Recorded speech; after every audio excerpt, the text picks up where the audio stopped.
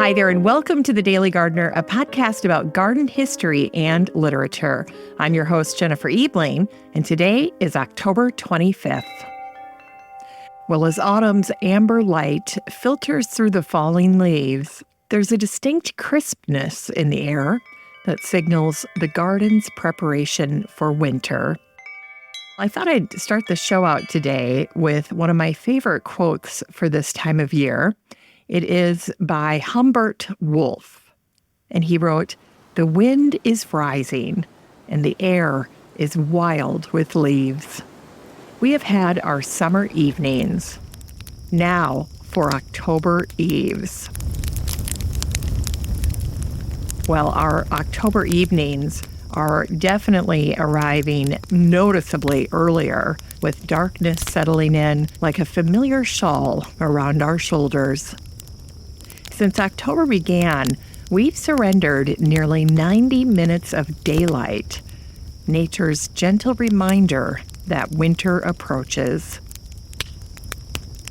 By month's end, that precious light will slip away even earlier, with sunset arriving almost 2 full hours sooner than it did in September.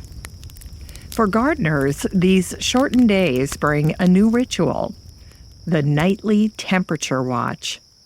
And if you're a new gardener, stay focused on nighttime temperatures throughout the year, not daytime temperatures. It's those nighttime temperatures that can do the most damage to your tender plants and perennials. And so over time, that is gradually where you shift your focus. So this time of year, while our daytime hours might still hold autumn warmth, it's those nighttime temperatures that tell the true story of the season. But these remaining October evenings needn't be merely about preparation and protection. There is a special magic in these autumn nights that calls us to linger in our gardens. So why not consider setting up a small fire pit where you can watch the stars emerge while sipping hot apple cider? String fairy lights through the bare branches to create an enchanted evening sanctuary. Place lanterns along garden paths to illuminate the dancing shadows of ornamental grasses.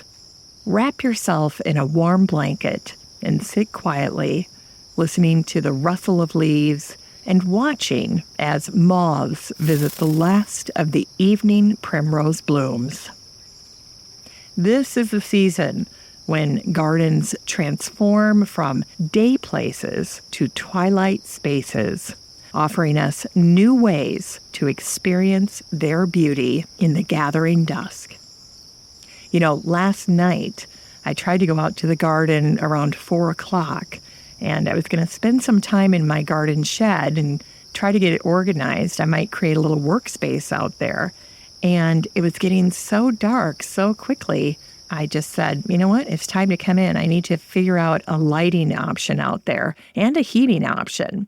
And so my son came out and we're talking about some solar options, but also just ways we can get some Wi-Fi out there. So if you have any experience with running Wi-Fi out to a garden shed or some outdoor space, as well as any tips for me on solar lighting, I would greatly appreciate it. All right, let's get to today's garden history. It was on this day, October 25th in 1776, that one of gardening's most intriguing figures made his entrance into our world. And that person was Patrick Neill. He arrived on this day in Edinburgh, just as autumn was painting the Scottish landscape in its finest golden hues. Now, one might wonder what a successful printer could have possibly had in common with the likes of Vita Sackville West or Gertrude Jekyll. But oh, what delicious secrets gardens keep. For while Neill's printing house flourished, it was his legendary garden at Cannon Mills Cottage where the true drama unfolded. Picture, if you will, the most enchanting of urban gardens, where William Brackenridge, who would later become the head gardener at Berlin's Botanical Gardens, learned his craft, and where distinguished botanists like William Jackson Hooker and Sir William Jardine gathered for evening discussions among the flowers. One can almost hear the teacups clinking as these horticultural luminaries debated the last plant introductions and garden innovations. Neill's masterpiece, however, was yet to come. In 1820, when most of Edinburgh's elite were concerning themselves with drawing room gossip, our dear Patrick Neill was orchestrating what might be called the greatest garden transformation of his time. The draining of Norloch presented him with a blank canvas. And what did he do? He planted an astounding 77,000 trees and shrubs in what would become West Princes Street Gardens. Consider that many of these trees still stand today, their branches reaching skyward while their roots touch soil that Neill himself once tended. As modern gardeners, we are connected to this legacy every time we plant with future generations in mind.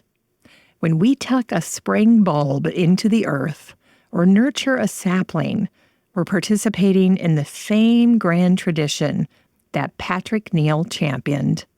And speaking of traditions, it seems our Patrick had quite the flair for the dramatic himself. His garden writing wasn't merely instructional, it was revolutionary. Patrick's article on gardening for the Encyclopedia Britannica became so popular, it was published separately as The Fruit, Flower, and Kitchen Garden. Rather like today's viral gardening posts, wouldn't you say? Well, today, the rosaceous genus, Neillia, now bears Patrick Neill's name, and its delicate pink flowers are a reminder that fame in the gardening world can bloom long after we're departed. And how fitting that the Dr. Patrick Neill Medal continues to recognize excellence in Scottish botany and cultivation. Though one suspects Neill himself would be more pleased to know that ordinary gardeners still practice his principles of careful observation and passionate cultivation.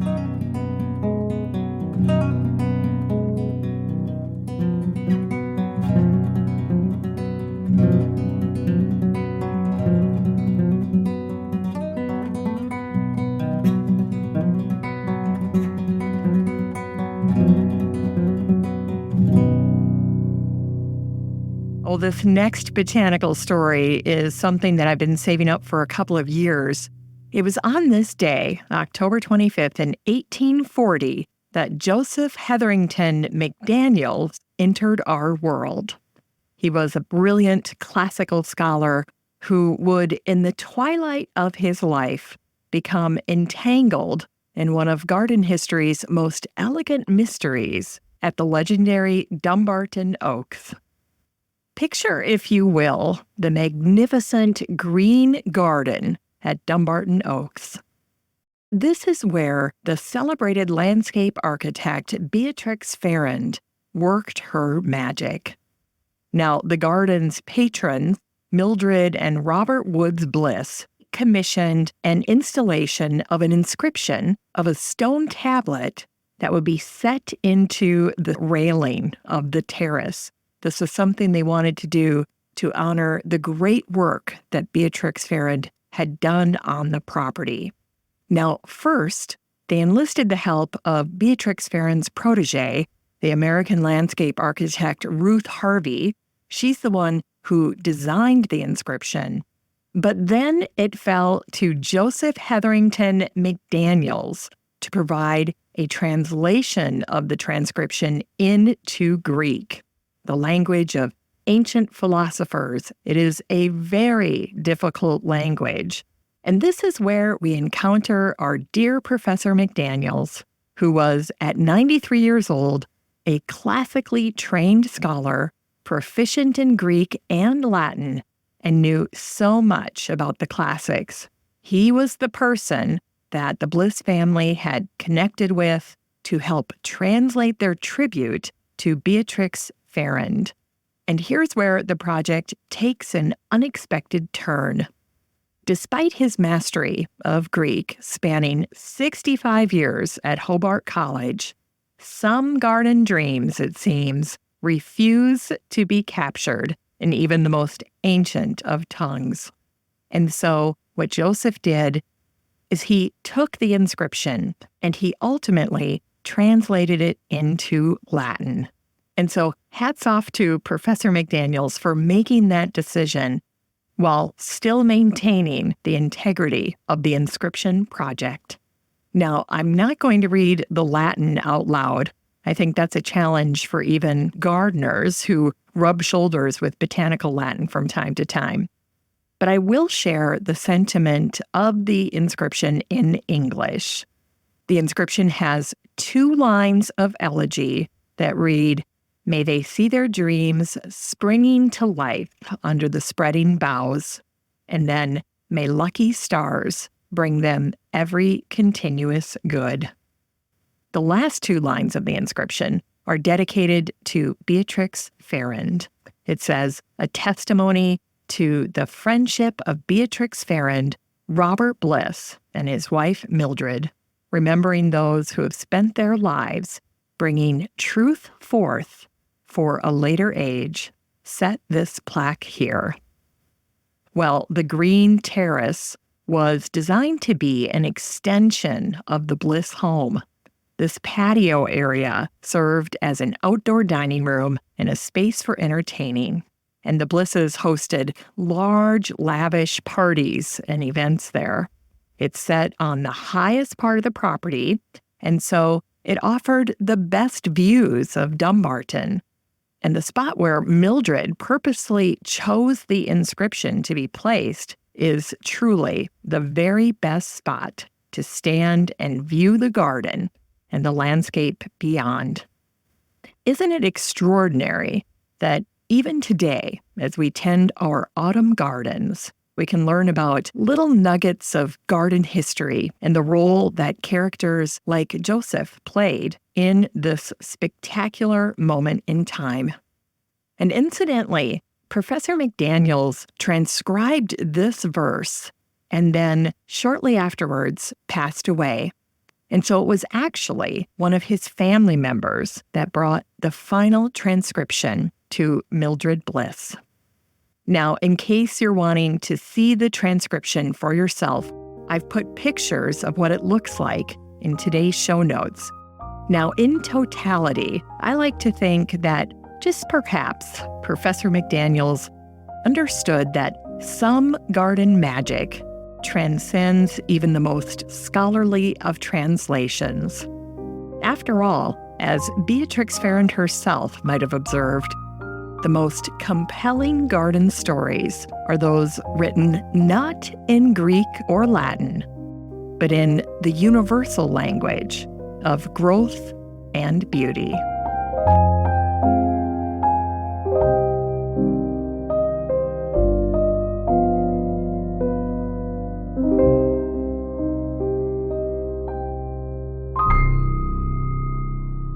Well, now, dear garden friend, we are going to venture north to where the Arctic winds whisper tales of an extraordinary botanist born on this day, October 25th, 1909.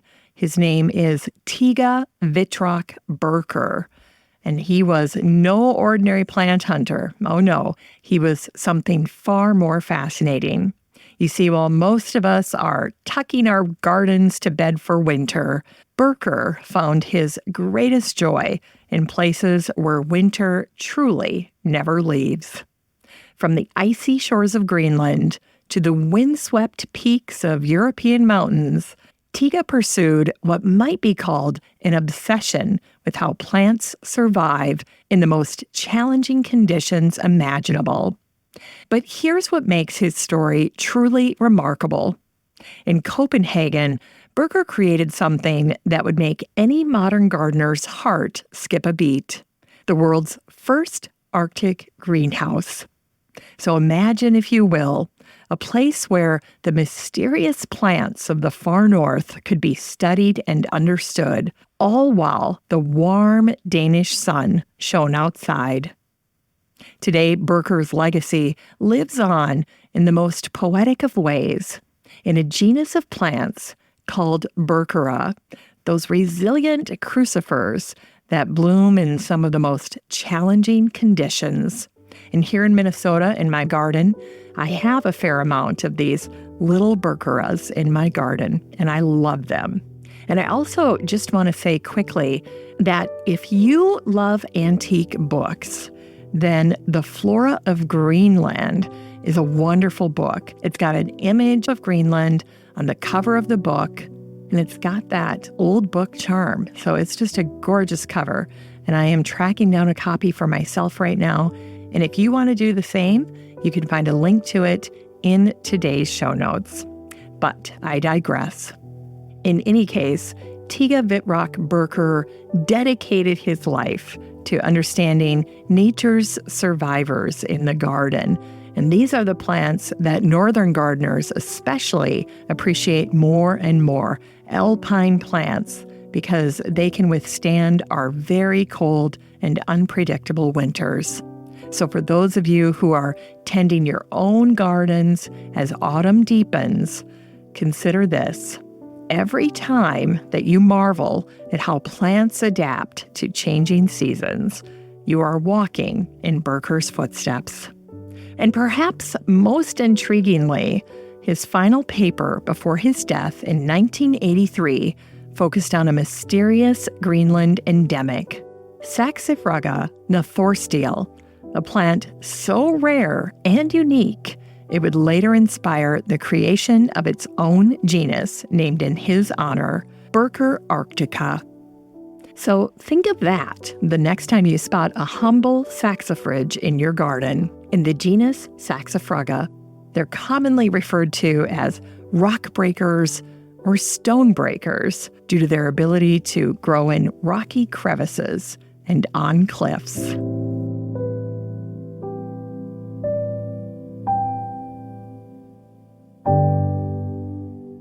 It's time to grow that garden library with today's book, The Healing Garden by Juliet Blankspor. This book came out in 2022, and the subtitle is Cultivating and Handcrafting Herbal Remedies. This is one of those books that makes you want to immediately clear a new bed in your garden, or at least revive your kitchen garden. Juliet Blankspor brings us into her world of herbal medicine with such charm and authenticity that you can almost smell the herbs as you turn the pages. Let me share this delightful excerpt where Juliet describes her journey. She writes, "My infatuation with herbal medicine started with college botany classes. Stamens, stigmas, and anthers were my first dates with what would become a lifelong love affair with plants. Today, I plan my vacations around botanical gardens, and I keep random pieces of colorful bark in my pocket in case I need an icebreaker in an awkward social situation. 3 decades into this journey as a plant-human matchmaker, I've owned just about every type of herbal business you can imagine. An herbal nursery, a medicinal products business, a clinical practice, and now an online herbal school specializing in bioregional, hands-on herbalism. Isn't that fantastic? There's so much in just that little introduction to Juliet that makes me want to get to know her more. Now, if you have no experience with herbs, don't worry. Juliet is the perfect guide for you, and she thoughtfully provides her top 20 list of herbs. And she, by the way, is basing this on ease of cultivation, along with the medicinal usefulness and versatility of each of these. These are her easiest herbs to grow that also have medicinal uses. See if you don't have at least some experience with some of these. Here we go. Anise hyssop, Bee balm or wild bergamot, one of my favorite. Oh my goodness. I'll have to tell you about the first time I discovered bee balm sometime later on. Let's see. Black cohosh, echinacea, of course, elderberry, elecampane, such a good one. Go-to cola, lemon balm, meadowsweet, milky oats, mint, all the various varieties. I do love mint. I have so much, by the way, growing up at the cabin. I'm definitely not someone who is afraid of planting mint in the garden. Let's see, motherwort, prickly pear. Very good. That was a good one. Rose, spillanthus, valerian, tulsi, forgot tulsi, vervain, and yarrow. And so that's her favorite top 20 useful and easy to grow medicinal herbs.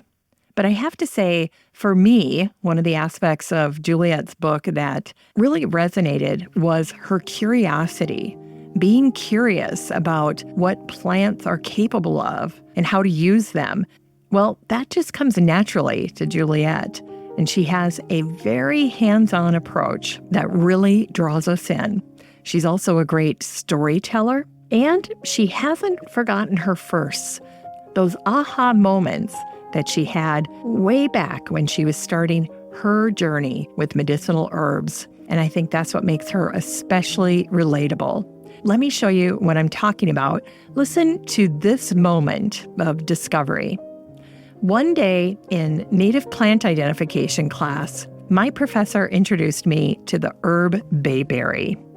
In my after-school research, I learned that the root bark was the medicinal part of the plant. Root bark? I had no idea roots even had bark. So I pulled out a shovel and dug up the plant's roots to see for myself. I experimented with decoctions of the bark whenever friends got the sniffles or had a sore throat. In this fashion, I was able to learn how to make medicine and harvest plants. And best of all, she writes, I had proper identification on my side. So again, that's a great point too that Juliet makes. Before you start ingesting anything that you're experimenting with, you need to make sure that you've identified it correctly so that you're actually using the herb that you think that you're using. Now, what you'll love about this book is how seamlessly it combines growing advice with medicine-making wisdom. There are so many stories, so many anecdotes that Juliet shares. She really makes it quite easy to start to grasp some of these concepts. If you've struggled with herbal medicine in the past, I think this just might be the book for you. With 75 pages dedicated to medicine making and 82 herbal recipes, it's a treasure trove for anyone interested in creating their own herbal remedies. The book guides you through everything from growing herbs from seeds to crafting tinctures, syrups, and poultices. This book is 440 pages of practical herbal wisdom, growing guides, and proven healing recipes. You can get a copy of The Healing Garden by Juliet Blankspore and support the show using the Amazon link in today's show notes for around $20.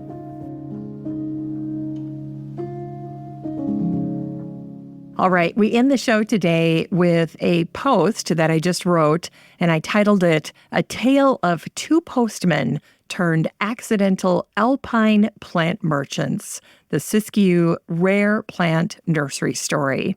It was on this day, October 25th in 1973, that the Times and Democrat newspaper shared an article from the AP called No Garden Should Be Without One. That's a great headline. Of course, I'm going to read that story. So my dear garden friend, let me transport you back exactly 50 years ago to 1973 and this charming story that began with a simple newspaper article about two extraordinary plantsmen.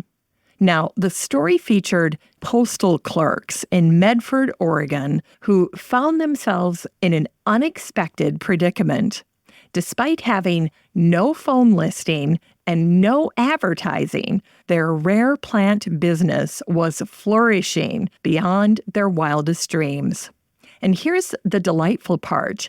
These two gentlemen, Boyd Klein and Lawrence Crocker, weren't trying to build an empire. They simply wanted to fund their weekend plant hunting adventures. Boyd Klein's passion eventually led him all the way to the Himalayas in 1978. Though they sold their nursery in 1979, their legacy lived on. Lawrence Crocker's name still blooms eternally in a daphne that was named for him. It's a sweetly scented purple beauty that flowers for months. It's a great legacy. Lawrence Crocker died in 2011, and then 3 years later, in 2014, Klein's obituary shared a poignant look back at their early days of plant collecting. And I thought I'd share a little excerpt with you here. It said, "Dad's love of plants got the best of him, and he started Siskiyou Rare Plant Nursery, along with a fellow postal worker, Lawrence Crocker. In 1964, they issued their first mail-order catalog, and thus was born one of the most well-known rare plant nurseries in the world.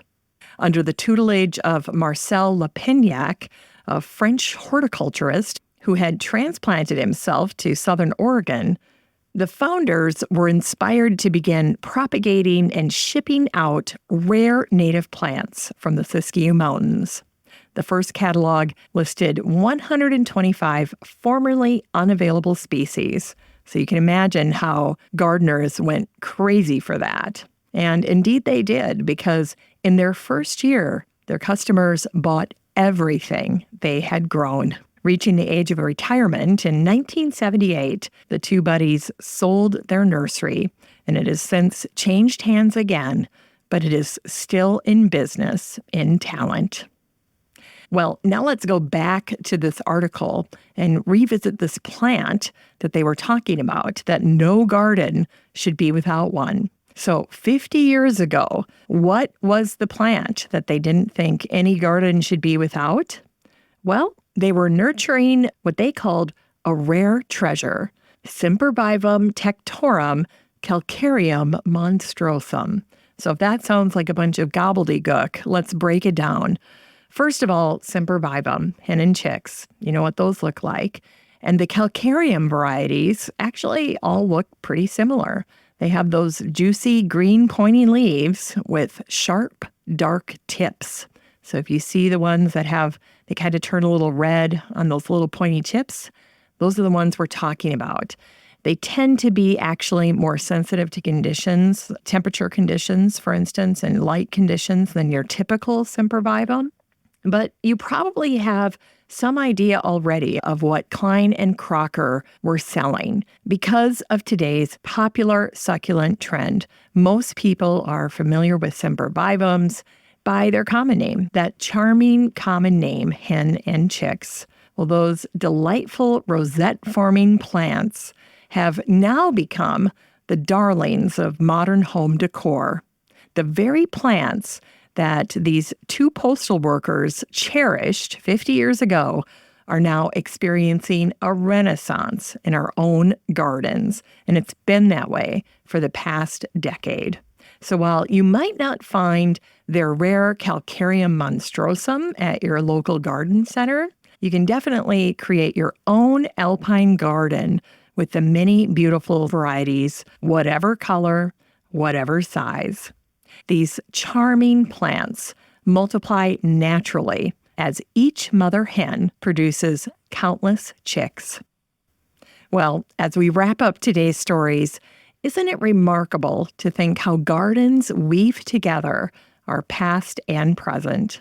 From Patrick Neill creating Edinburgh's beloved Princes Street Gardens in the 1820s to Professor Tyge Bocher establishing his groundbreaking Arctic greenhouse in Copenhagen, to those delightful postal workers turned plant hunters in Medford.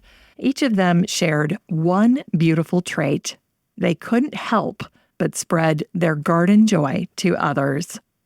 And speaking of spreading joy, I can't help but think how Juliet Blanksfor would smile at the story of Boyd Klein and Lawrence Crocker. After all, she too keeps a bit of nature in her pockets for conversation starters. Remember that every gardener story adds to the rich tapestry of garden history.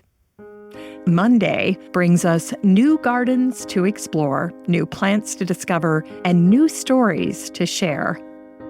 Tend your garden dreams as carefully as you tend your garden, and enjoy those October eves. Thanks for listening to The Daily Gardener, and remember, for a happy, healthy life, garden every day.